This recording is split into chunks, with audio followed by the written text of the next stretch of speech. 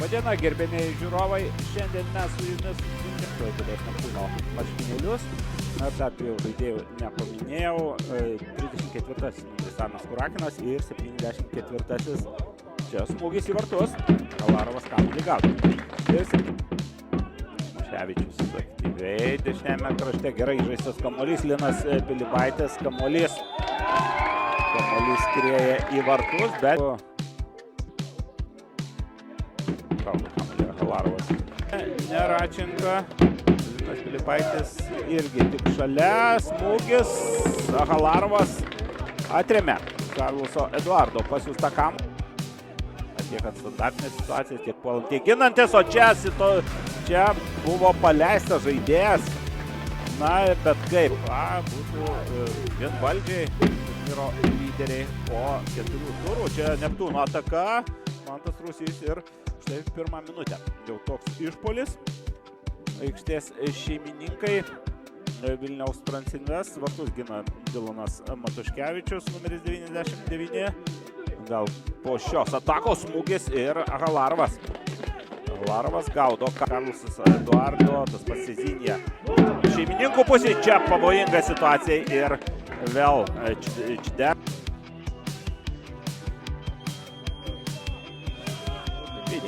Kelia Neptūnas, dabar gan neblogą progą turėjo klaipėdiečių žaidimų. Aikštelės smūgis ir dabar jau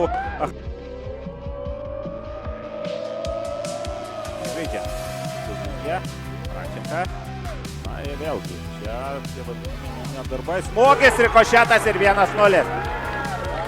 1-0 Cezinija.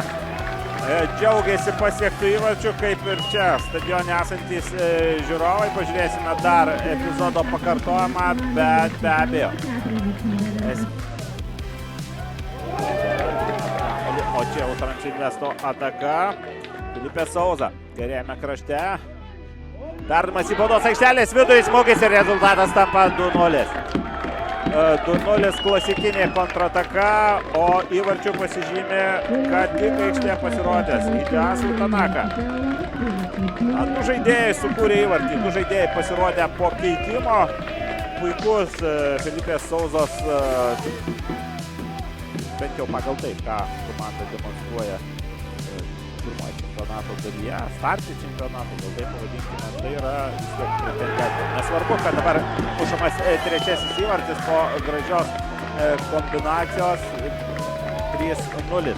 Na, rezultatas, sakyčiau, gal nelabai teisingas, nors vėlgi. Jeigu įmuši 3 įvarčius, o trečiojo įvarčio autorium tapo Augustas Tamas. Šios transliacijos žiūrovai prisidės prie mano sveikinimo. O Dovydas Švėgžda skelbia, kad rungtynės baigėsi. Transinvest antrajame kėlinyje rado vis tik tai raktus nuo varžovų vartų, įmušė 3 gražius įvarčius.